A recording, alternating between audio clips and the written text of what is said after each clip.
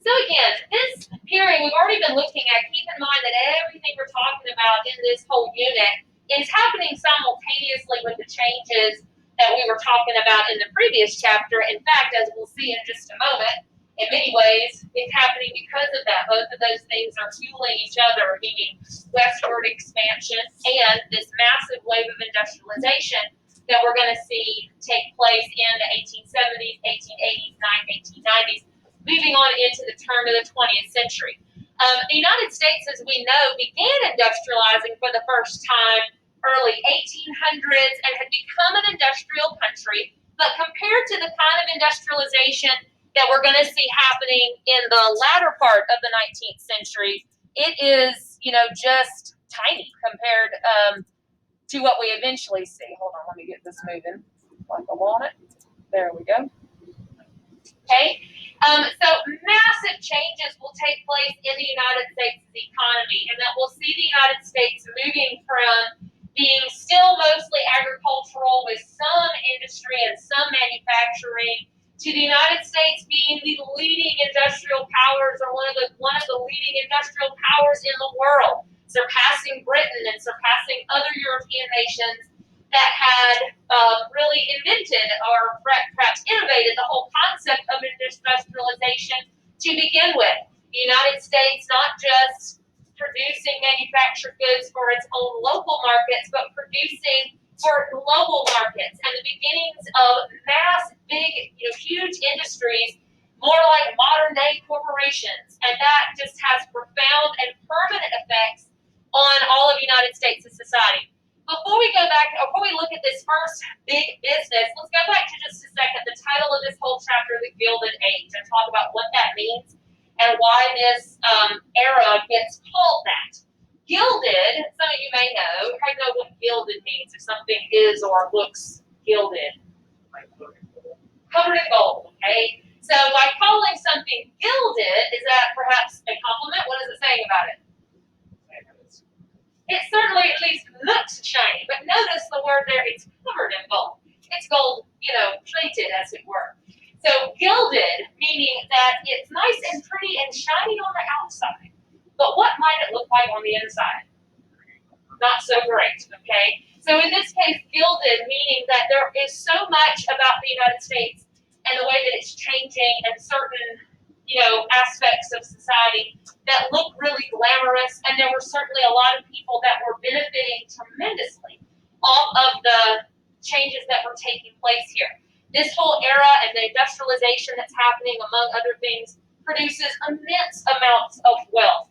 And some people are able to prosper and benefit from that to tremendous degrees and become filthy rich and live ostentatious lifestyles in $1,000,000 mansions and palaces and things like that. You also have people that maybe don't make it that high, but are able to adjust to a very stable and comfortable middle class life. There's all kind of new inventions and new technologies that are making life easier and more comfortable and more enjoyable for a lot of people. But also there is the ugly that's underneath that, in that that was certainly not the case for the people working in these factories. That was certainly not the case for the poor, for immigrants, we know farmers are experiencing lots of trouble. This is also a time of incredible corruption, of poverty, of corporate abuse, because this is before there were any kinds of regulations and things to prevent companies from doing stuff that was at least unethical, if not illegal. So it is gilded. It's nice and shiny and pretty in some areas, and it was definitely good in some areas, but there was a lot that was not so nice, and a lot that really was problematic, and a lot of ways where the system was making life harder or making life worse for some people. So the first of the major big industries is going to be the railroads, but before we even look at that, let's just talk generally speaking about some of the contributing factors to this massive wave of industrialization that we're seeing. What kind of things were lining up into place to allow for business and industry to just start expanding like crazy in the decades following the Civil War. So these are some of the things that kind of set the stage that sort of created a situation in which business was going to thrive and become incredibly successful. Let me go back. Let me tell you what some of those are. So one of those contributing factors to industrialization was the abundance of raw materials. The abundance of raw materials that you need to produce industrial products. The United States, of course, was a vast, place with all sorts of raw materials, whether that be oil, whether that be iron ore in which to make steel. You have all your farm products, timber. Think of the West was the source of a lot of that stuff. A lot of those raw materials coming from those Western territories that, if you recall what we talked about last unit, all that's being opened up. The access to all those raw materials has been opened up by the railroads and by the settlement of the West and all those kind of things. So that has become available. That is now at people's fingertips. They can gain access to those raw materials and to all those markets in which they can then sell manufactured goods. Another factor is an abundant labor supply. In order to produce lots of products and have lots of big factories, you not only need the raw materials, but you need workers. You need a labor supply. You need lots of people that are going to be willing and need to work in those places. And the United States has plenty of that. Population is exploding in the United States in this era. Many of you know what was occurring in this era causing that population explosion, or contributing rather to that population explosion. Immigration. This is also when a massive wave of immigration is occurring. We'll talk about that on Monday. So that means that there's an abundance of potential workers, many of which, because of other circumstances, were willing, to work in a dank and difficult factory for very little money. So there's an abundant and, in many cases, relatively cheap labor source in the United States. There's also new technology by this time. Technology is improving. Technology is, or people are innovating, coming up with not only new products and new things to make, new things that they can sell that people are going to want to buy, but also just the production process is becoming more technologically advanced. They're finding better ways to produce things, better ways to make things, whether that is by perfecting their factory machinery, but also just new ideas and new concepts and new ways of organizing business, new ways of organizing production, all together, making things faster and easier to produce, and therefore less expensive to produce, and therefore there's more profits to be made. So all of that is assisting the government, or assisting industry to grow and be successful. The government actually contributes to this as well in a couple of ways, ironically. One way that the government contributes to industrialization is by not doing a whole lot.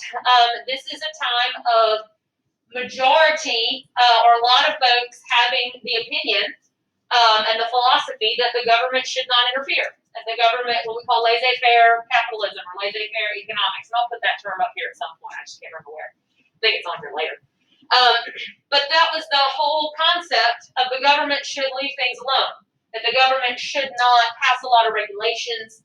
The government shouldn't restrict. The government should just let, the economy grow and develop, as it were. Oddly enough, and ironically, the same people who believe that, and therefore are saying the government shouldn't be restricting businesses and they shouldn't be investigating this and they shouldn't be stopping that, like the stuff the populace wanted, because that just inhibits things. The thing is, the government was actually, though, kind of helping business with the tax policy. They were kind of creating a tax situation, tariff situation that is going to benefit businesses. So they didn't believe in restricting them. They didn't want to regulate them. But they were not opposed to passing laws or creating a tax structure, things that incentivized business, that made life easier for them, that kept them out of paying a whole lot of taxes. They don't mind. They love high tariffs, to cut foreign competition. The railroads that we're going to talk about in a moment benefited greatly and would not have been able to expand the way that they did without government assistance. So there is government involvement to a degree, but overall there is a belief that the government shouldn't be involved. So it's very weird, kind of an ironic thing, interesting to think about. And you also just have kind of, there's just some really incredible ingenuity that is present during this time. You have a lot of different entrepreneurs that are just able to take all these different factors, to take the raw materials, to take the labor, figure out interesting and profitable and innovative ways to do things. Some of these big, powerful industrialists, they're entrepreneurs. They didn't invent the product that they produce. They just kind of figured out how to market it, or they figured out how to produce it in a way that was, efficient, improving things. So you have people, yes, that are inventing new stuff that's exciting and that people want to get their hands on and that are contributing to the economy in a lot of ways. But you also just have a lot of entrepreneurs that are just ingenious, that are inventive, that are innovative, and all that's really being encouraged and incentivized by this whole environment. So all of this together, again, is setting the stage for a massive wave of industrialization that is way bigger and ends up creating this modern corporation concept that we see today, are very similar to it, for better or for worse. Whether you think that's a good thing or a bad thing. Now, of all the big businesses, the one that is the first real big business in America was the railroads. The railroads, of course, we know, were exploding as a result of westward expansion, as part of westward expansion, that during the Civil War there had been, and in the decades after, railroads were increasing tremendously, that the number of railroads being built was increasing tremendously, and the United States was becoming further and further connected by rail, including the Transcontinental Railroad. What would the Transcontinental Railroad have done? Connected East Coast to West Coast. They started building that during the Civil War, finished it a few years after. That's what this picture right here is showing. This is them, one company started on the East Coast, one company started on the West Coast, and they built and built. And this is where they're finally coming together, is in Utah, where they brought it together and driving in that final stake for the first time to connect the United States completely by rail. But that's just the first one. Within the next by the turn of the century, there were, I think, 5 or 6 different transcontinental railroads that went all the way from one to the other. And so again, as we've already talked about, that's part of the thing that's, influencing westward expansion and vice versa. So the United States becoming further connected by rail, and that means big profits for not only the railroad companies, but other businesses as well. What other industries are going to have success, or what other products and resources are going to be in demand with all of the railroad building that's taking place? Steel, yes. The companies that make the train cars, coal to make, that they use to burn to power the steam engines, all of that. Furthermore, as you develop railroads, what's going to spring up along the railroad line? Towns, and what's going to be in towns? Businesses and stores and shops and all kinds of things. Hotels, train stations become, bustling business centers with all kinds of shops and stores and employing lots of people. So all other kinds of businesses, whether they be small or large, start to, become a part or are affected by the advent of the railroad industry. So we know that the railroad industry and the growth of the railroad industry means more railroads and therefore more travel and things like that, connecting different parts of the country, all that sort of stuff. So we already mentioned a few of those effects with more towns and cities, new businesses, Western settlement. But even things we might not have thought of, for example, time zones. The reason we have time zones came from the railroads. Railroads, of course, as they got bigger, one of the things that they wanted to make sure that they did was that they were efficient. They needed to keep schedules, and back in those days, time was kind of local, and it varied a little bit from town to town because they did it based on the position of the sun, all of that. So it may be a little few minutes off here or there from town to town. So to standardize that, so that the railroads could keep track and that things were the same in a particular region, that was the reason for the introduction of time zones. So the railroads not just affect how people can travel and the kind of businesses that they might frequent, but it even affects just the way people live, and the whole perception of time becoming more standardized, becoming much more necessary for people to carry a watch or wear a watch or something so they can keep up with those railroad schedules and all of that. There are, of course, a lot of negative effects that come with this. We're going to look at some of that in just a moment. But just to give you a little bit of a visual, all the green is the major railroad lines in 1870. You'll notice what part of the country they tend to be centered in. It's mostly in the northeast. It's certainly, east of the Mississippi. The red is all the rail lines that were added between 1870 and 1890. That's just a period of 20 years. You can see that it increases significantly. You notice that it connects, those western territories. You didn't hardly have any of that prior to 1870, and it increases tremendously thereafter. Also, lots more railroads in the South. We talked about that as something that was happening during and after Reconstruction. So massive increase in railroads, and that eventually leads to what we call consolidation. I mentioned that the railroads become the first big business, and that happens because of something called consolidation, which is exactly what it sounds like. What does it mean if we consolidate something? Grouping it together. Like, we're going to consolidate classes, we're going to put all the classes together in one room. So early on, railroads, all those railroads perhaps that we just looked at, those might have been owned and operated by dozens of railroad companies. There may have been hundreds at some point. But what starts to happen is they start to be consolidated. They start to merge together. We start to see companies joining forces or being bought out. One company acquires another company, so forth and so on, to where you have, instead of dozens of companies, now you just got a handful.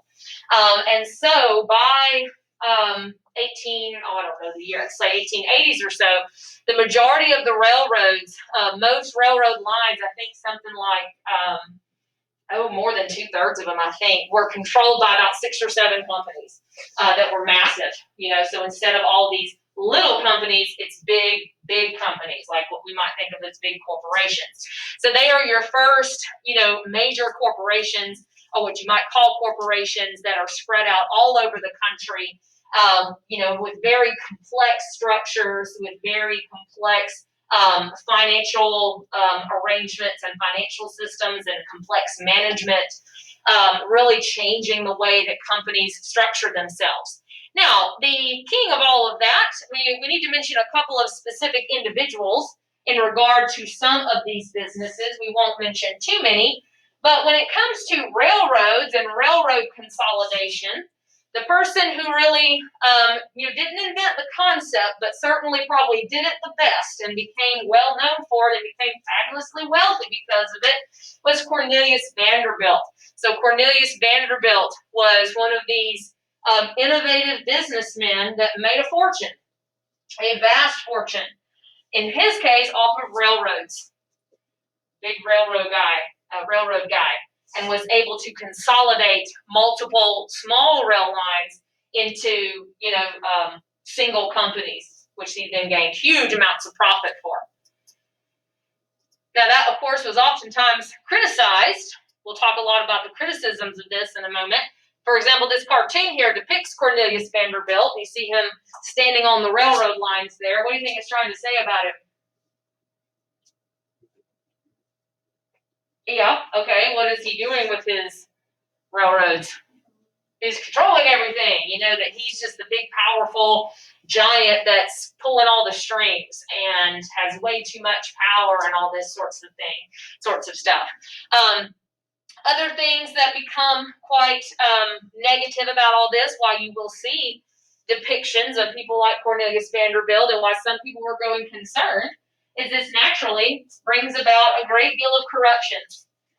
And we'll continue to see this with big business, but it starts with the railroad industry, of all kinds of examples of railroad companies doing things that were either illegal or maybe not illegal then, but certainly unethical. For example, they would give what were called kickbacks and rebates to preferred shippers, to preferred companies that were going to use their rail lines to ship their stuff. What do you think a rebate or a kickback is? Sort of like a price drop, sort of like a, hey, you ship with us and we'll make sure you get, 10% or 20% back. So in other words, giving certain customers, a better price, under the table, that's a kickback. And the ones that they knew were going to give them a high volume of freight, or maybe there's some other kind of favor that's going on there. So, doing different kinds of prices for different kinds of situations. Fixing rates, driving the prices up intentionally, to try to make more profit, which was not necessarily illegal, but, people question whether or not that was ethical. We know the farmers were really mad about that. That was part of their issue with the railroad companies, among other things. But other stuff like something called stop watering. Stop watering was like basically lying about the value of your stock. Overinflating in order to overinflate the price of stock to make all these kind of claims about its value to increase the value so that people would buy it, but not being honest and truthful, not being transparent about the value of their company and the value of the stock. And of course, there was probably all sorts of bribery schemes, other kind of things like that. There's plenty of examples of stuff like that, of people just outright stealing, bribing, congressmen in order to keep their mouth shut, or avoid all that deregulation. That's one of the reasons why, as well as people not believing the government needed to regulate the businesses and regulate the railroads, are also in the pockets of those people. They're being paid off by a lot of the time. They're getting those kickbacks and those rebates. So there's a widespread concern about all of that. Now, what we also see, and this will be true of, this is just a little sketch, a little diagram of the business model that's kind of created here when we talk about sort of more modern corporations. And it starts with the railroad companies, and then we'll start seeing this happen with other industries all over the place. Because these are such big businesses, they require a whole lot more employees and a whole lot more logistical structure within them in order to make those work. So we're starting to see companies that are formed like this, where you have executives, at the top. The executives are the ones making the big decisions. That's the Cornelius Vanderbilts and others that are making big decisions about things. But then you have what's kind of new and different is this manager level, this what we call middle management. You may have heard that phrase before, middle management. That's kind of the new concept, because these companies were so large, there had to be this kind of middle section to administrate a lot of the other parts of the company and to make sure that certain things got done. So you have the level of executives, and then this whole middle management section, and then your laborers, the people that are actually, maybe they're building the railroad, maybe there's the people operating the trains, maybe they're the people doing the maintenance on, if you're talking about the railroad company, but the workers actually working for a wage. But these managers, that could be, in charge of different departments of these companies. Those could be accountants. This big business creates a need for that kind of stuff, where it's such a big and elaborate and complex national company that you need, not maybe just one accountant. You might need hundreds of accountants that are spread out over the whole country. You've got people that are in charge of your human resources. You've got people that are in charge of this and are in charge of that. It's just a very complex network. And we're going to see later, the reason I wanted to talk about that is because the fact that you have this manager class, these are, white collar professionals. They're people that are salaried. There are people that are not factory laborers. So part of the result of this industrialization and this whole new business model is a bigger middle class, because these are going to be people who are going to be making way more than your wage earners. They're not quite rich, powerful like Cornelius Vanderbilt building, huge mansions, but it's creating this middle class and more office jobs, clerical kind of workers, sort of a different way that people might make a living. So a lot of that comes from this new business model. Okay, so the railroads, again, are the first to kind of use this large-scale management bureaucracy of creating more jobs, creating more middle-class jobs. And then we're going to see other industries, as we were just talking about, that take off largely because of the railroad industry, as well as new business models and how to organize and consolidate businesses into major corporations. So there are two major figures, and I bet some of you even recognize some of these people, that are synonymous with all of this and become kind of the poster children for the great industrialists of this period. First, we're going to talk about the steel industry and how it was kind of revolutionized. Because the United States is being transformed by some of the, sometimes it's not just the products, it's the people. It's these entrepreneurs that are able to, like I said, be incredibly innovative, but also incredibly ruthless sometimes, and just very strong competitors that transformed a lot of things about American industry. The steel industry, first of all, one of the things that was transforming the steel industry was technology and innovation. Starting with the Bessemer process. Some of you may have heard about the Bessemer process before. The Bessemer process, which was not invented by an American, actually, it was a British guy.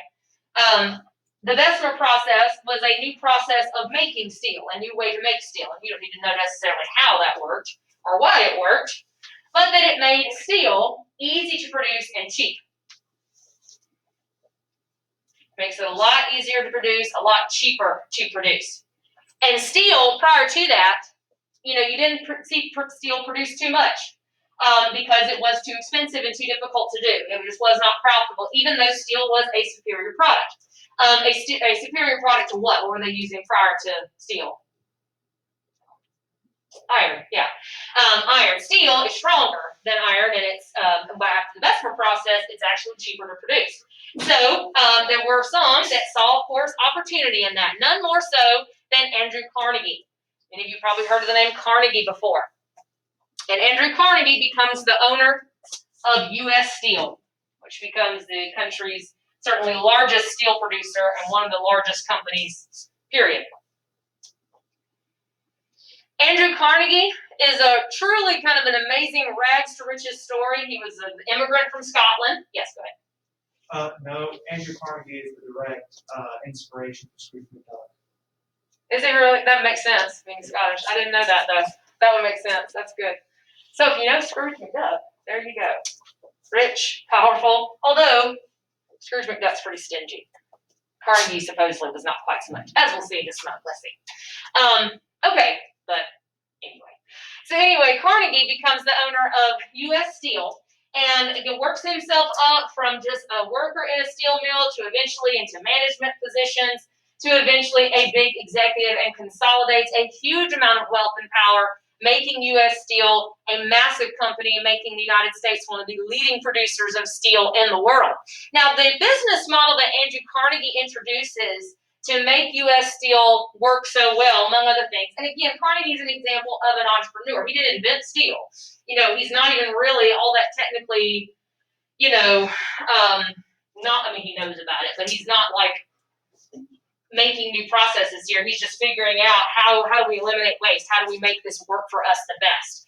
And the way he found to do that was through a process called vertical integration and a business model called vertical integration. Vertical integration meant controlling every aspect of the production process. Controlling every aspect, every part of the industrial process, every stage of it. So buying up and controlling all of the different parts of production, not just the steel mill itself, not just the steel mill, but owning, for example, the mines where the iron ore was actually mined, owning that.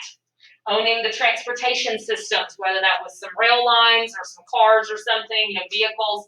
This is for cars, of course, I mean rail cars. To move that stuff from one place to the other.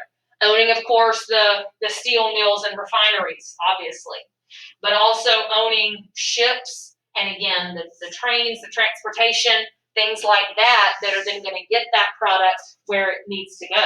So think about it controlling it from the bottom up, everything from extraction of the metal to the shipping and delivery of that particular product.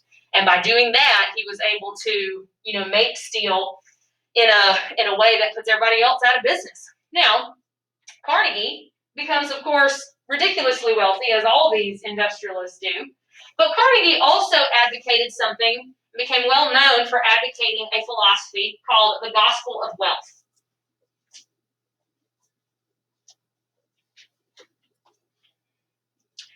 In the gospel of wealth, Carnegie argued that the rich also had an obligation to help those who were less fortunate.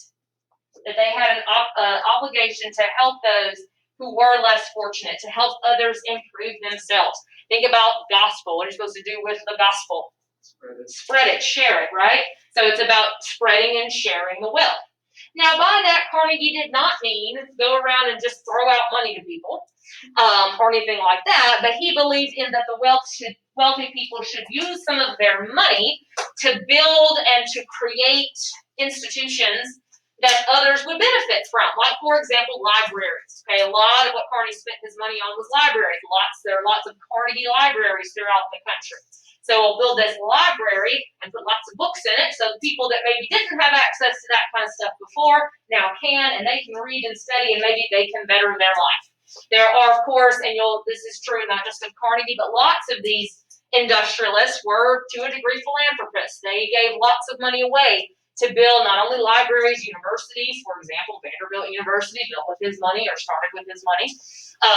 He's got Carnegie Hall, so not just libraries, but cultural centers where people might have access to music and art and theater, parks, hospitals, different kind of public service, cultural things where people could better themselves. So he wasn't saying just give it all away to the hungry guy on the street, but try to help communities and help people have tools to which they can make themselves better.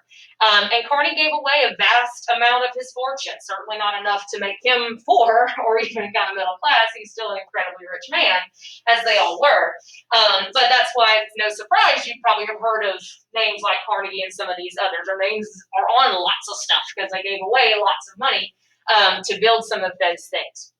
Okay, probably the next example, these two together, Carnegie and this guy. Oops, I didn't put my transitions in. Let me put that back. Hold on, let me fix that for you.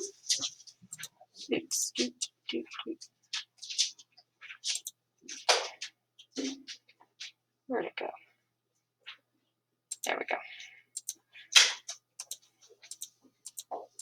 There we go, that's better.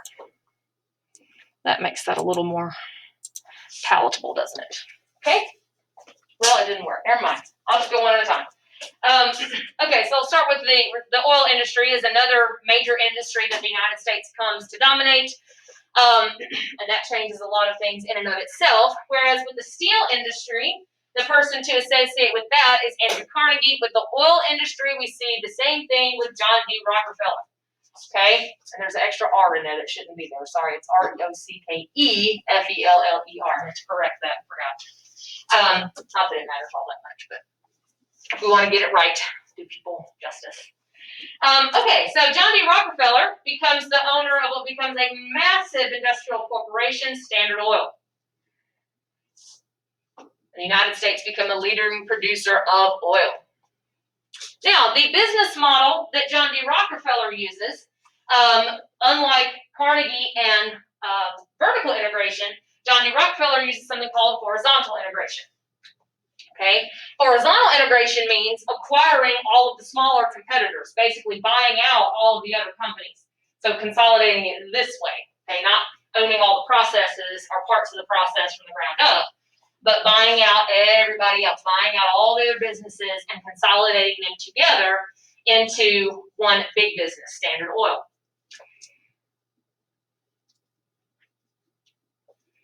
And what he created, a new business model that was created by horizontal integration, was this idea of a trust. Okay, it's creating the Standard Oil Trust.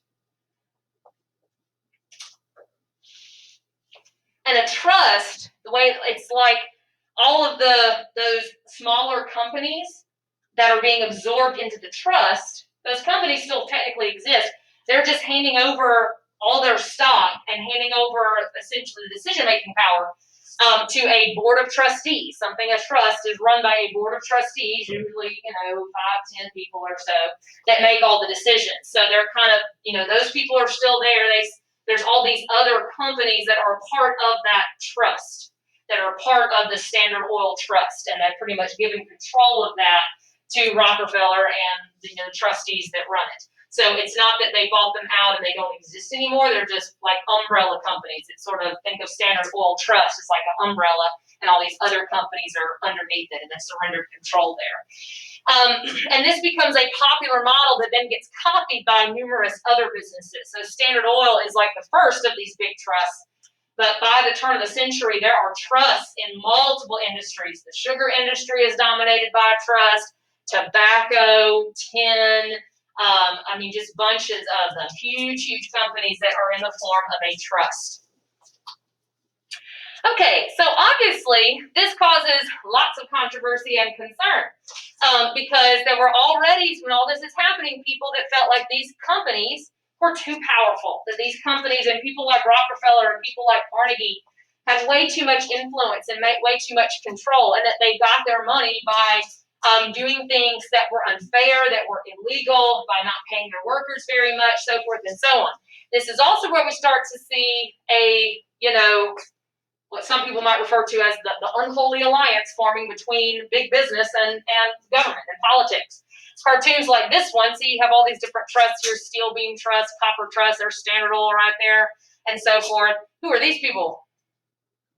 This is who? This is Congress, okay? This is Congress, maybe the Senate or the House. Actually, it's the Senate. Yeah, this is a Senate. Okay, and so what is it suggesting about the trust here?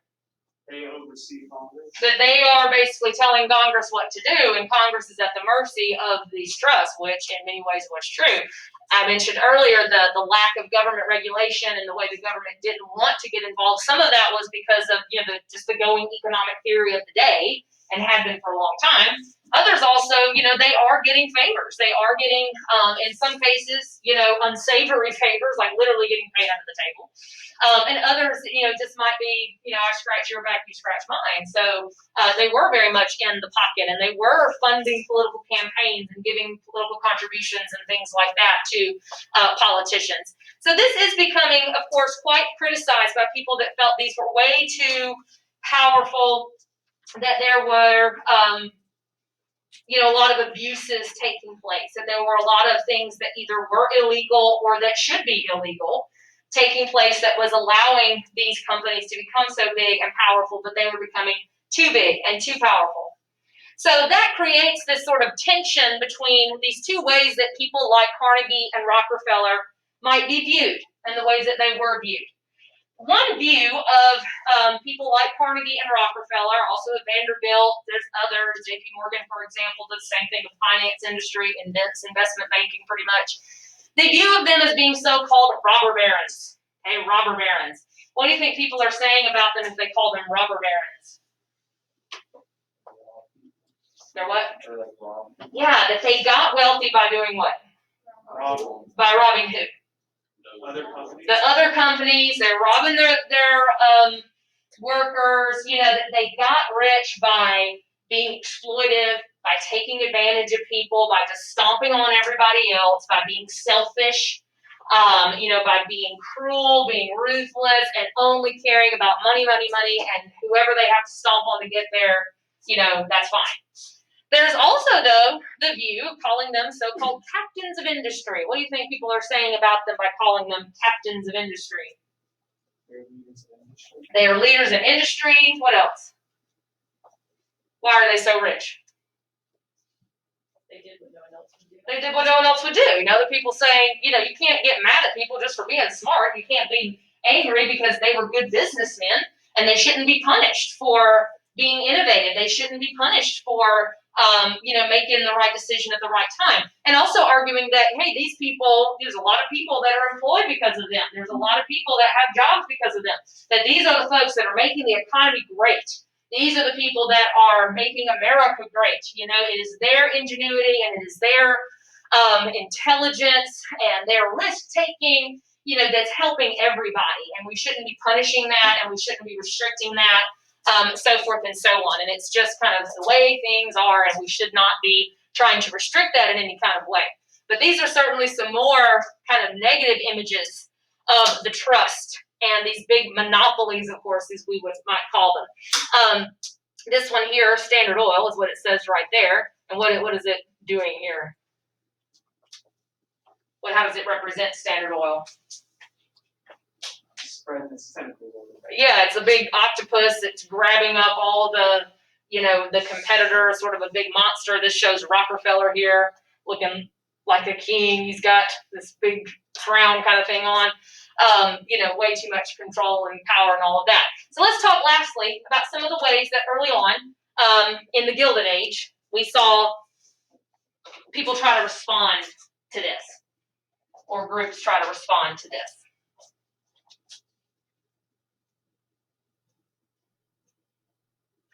So again, we are immediately seeing, you know, this whole antitrust sentiment. People that felt the trusts were dangerous, that this was, you know, creating these big monopolies where there was no competition, and that wasn't fair because once Standard Oil has control, or whatever trust has control, they can charge whatever price they want. There's nobody they've got to compete with, and with no competition, that means that prices go up, and that's bad for the regular folks, bad for the people that want to purchase their products. Now, we've already talked about the populist movement, and we know that one of the things the populists wanted was for the government to regulate the railroads as well as other kinds of utilities to keep the prices down. There were some attempts in some western states to try to restrict railroad companies called Granger laws. Remember the Grange? They were inspired by, you know, farmers' movements and Grange associations. But the Granger laws were various laws passed by states, okay, not by the national government, but by the states, to try to regulate the railroads, you know, to try to make them lower their prices, you know, to say they can only charge so much or so forth. However, those Granger laws, none of them ended up being very effective because they all eventually get overturned. There are several notable Supreme Court decisions where all of these laws got tossed out, and the Supreme Court declared all of them to be unconstitutional. So states tried to do it, particularly in the West, but the courts wouldn't allow that. The reason being, you know, railroads go through multiple states, right? What do we call that? Think back to last year. Interstate commerce. Who controls interstate commerce? Only the federal government. So they argue that violated interstate commerce clause. States did not have control over interstate commerce, and that is the modern day, interpretation of that as well. So Granger laws end up not working out. And, you know, some of the response, of course, is defense. So we're looking here at both responses to try to limit the power of the trust and to criticize the trust, and also responses that, confirmed or tried to uphold or defend the trust and defend the actions of these businessmen. So we're looking at a variety of ways that people reacted or took action, or ways that people justified inaction against the trust. One of the ways that people justified inaction against trust and inaction against all of this, to an extent, and I've been talking about this really throughout the whole day, and that's the whole laissez-faire or laissez-faire, I've heard that pronounced both ways, capitalism theory. If any of you take French, you may know the word laissez means what? You may know? Leave. Not let, I think it's let. Faire is, you might take French? To be. So it literally means let it be or let it alone. Again, that's the whole concept going way centuries back.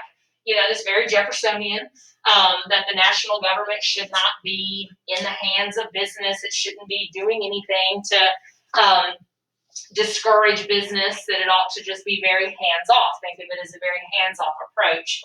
And again, it's centuries old, and that was just the economic wisdom of the time, that governments shouldn't be involved, that markets would correct themselves. That there's, and you'll learn more about this in economics next year, this whole concept of the so-called invisible hand, that when things go the wrong way in the economy, eventually it goes back, that the market will correct itself. So the government shouldn't intervene when there's some kind of problem. So that whole belief is one of the things that is keeping businesses, or rather the government, from doing anything about all of this, because they believe that the government should not. That's just part of the economic theory of the day. So they are justifying the actions of business and preventing any kind of regulation. Another reaction to this, or a way that it was justified, or a way that it was understood, the way that Carnegie and Rockefeller and some of the others did business and how they justified their wealth and lavish lifestyles. And we'll see this concept pop up several times as well, something called social Darwinism. Now, Darwinism, coming from Charles Darwin, who came up with what? Theory of evolution. Theory of evolution, right? And he said what? Survival of the fittest, okay? And his, theory and his field saying that, the species that are strong are the ones that survive, and the ones that are not adaptable or don't adapt to certain things, they go extinct. Social Darwinism was basically that same concept, just applied to society and applied to people, applied to the economy. So in other words, people like Rockefeller and people like Carnegie are rich and wealthy because why? They're superior. They are better fitted. They are better suited to those things. And people who are poor are what? They deserve to be poor.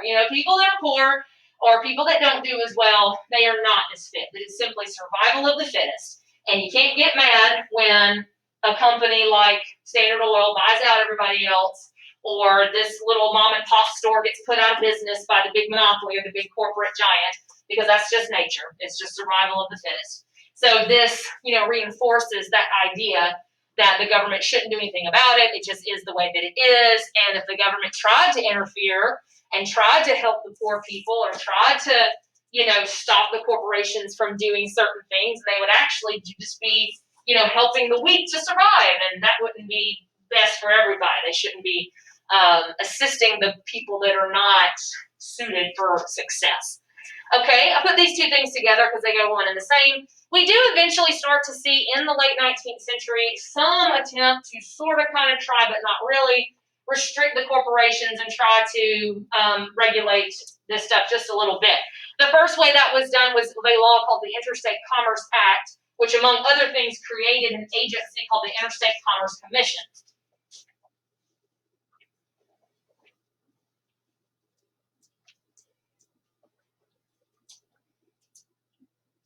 This was aimed specifically at the railroads. And basically, the Interstate Commerce Act, with the Interstate Commerce Commission as a regulatory agency to try to enforce it, it tried to, or it stipulated that railroad rates had to be, quote, fair and reasonable. Okay, railroad rates have to be fair and reasonable. And then this Interstate Commerce Commission is supposed to, look into that and make sure that that's actually done. Well, there's multiple problems to that. First of all, what does fair and reasonable mean? It's arbitrary. What I think is fair and reasonable may not be what you think is fair and reasonable, and certainly what railroad executives think is fair and reasonable is not going to be the same thing as what this poor farmer thinks is fair and reasonable. So for one thing, that's incredibly hard to determine even what that means. And furthermore, the Interstate Commerce Commission has very little power. I mean, like the law says they can enforce it, but they have no real mechanism to do that. They have no real teeth to do that. So it's kind of there, but it really is not effective at all. And it really does not, at least not yet. We will talk later about ways that it will start to become more effective. They are empowered to investigate certain things, are empowered to investigate fraud and some of the illegal stuff that was going on, but they rarely did. And they just rarely had the power or the funding, all that kind of stuff. In some ways, it actually helps the railroads, and they kind of end up on the railroad side most of the time. And lastly, an attempt in the 1880s, I think, to try to go after the trusts and try to stop some of the abuses of the trust, like Standard Oil. You have the Sherman Antitrust Act, which sounds like it's going to say, oh, all trusts are illegal, but it doesn't. The Sherman Antitrust Act made illegal, quote, combinations that restrict trade. Okay, combinations that are restrictive to trade, or they inhibit trade. Combinations like referring to business consolidation and all that, the trust. So once again, with that really vague language, it's very difficult to do anything with this law. So it does not really do anything as of yet. It will eventually, but when it is first passed and throughout the Gilded Age, the Sherman Antitrust Act is largely ineffective at bringing about any end to trust. It does not, it's not used in this period to bring down or to attack really a single trust. Because again, the language there is if it's restricted to trade, if it is inhibiting trade, then you could easily make the case that they weren't inhibiting trade. Survival of the fittest. They're just better than everybody else, Interestingly enough, the Sherman Antitrust Act, though, does get used, just not against the people you would think, not against who it was probably designed to use. And that is, it actually gets used against labor unions. We're going to talk about labor tomorrow. Ironically, some of the people this was probably designed to protect are the ones who actually end up getting hurt by it. We will see multiple instances in which labor unions were actually determined by the courts to be combinations restricted to trade, and they were outlawed or injunctions were issued against them or different things like that to stop labor union activities. And that's actually what it's used for quite some time until we see it strengthened and we see, not until the 20th century, is there effective action taken against some of the trusts to stop some of that. Okay, so I know that was a lot.